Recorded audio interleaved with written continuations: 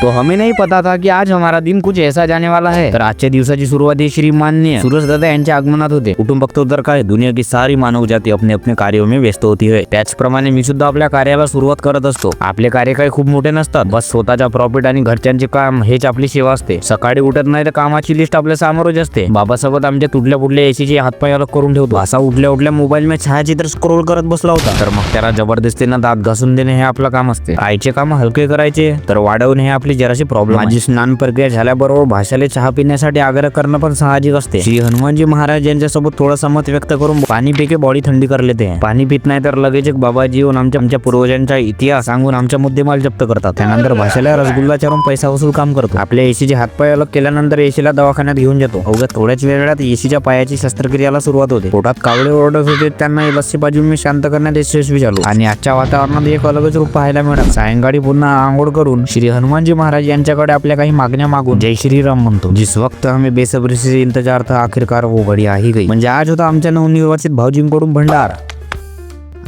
Team मार्कोला restaurant मध्ये invitation. Restaurant मध्ये royal entry मारल्यानंतर सुरुवातीला स्प्राइट पॅक मारून हम दुसरा ऑर्डर लगाते मसाला पापड। आता भाऊजी स्पॉन्सर आहेत म्हणल्यावर खायला थोडी दम घ्यायला लागते। बस आता होती मॅथची कमी, ते पण पूर्ण झाली। मग सुरुवात होती जेवण प्रक्रियेला। जेवण झाला पण काय खाल्लं ह्या पदार्थाच्या नाव अजून सुचतच नव्हता। जाने दो, अपने को तो बस खाने से मतलब। तर मग काय घेतली 50 वाली आईस्क्रीम। तिथं गेल्यावर आपला एम बस एवढाच होता की बिल लंबा आला पाहिजे। तर तो काय आपल्याच्यानं जमला नाही। बिल द्यायच्या वेळेस भाऊजीकडून पैसे घेऊन अंबानी बनण्याचा प्रयत्न त्या ठिकाणी करतो। जेवण झाला तरी या लोकांच्या गोष्टीला विराम काही येतच नव्हता। वरून साथीला निसर्गाचा हात। घरी जायला निघलो तर पुन्हा पावसाला सुरुवात झाली। तर मग काय पुन्हा यांच्या गोष्टीला उधाण आला। उशीर बराच झाला होता, तर मग काय निघलो आम्ही आमच्या घराकडे।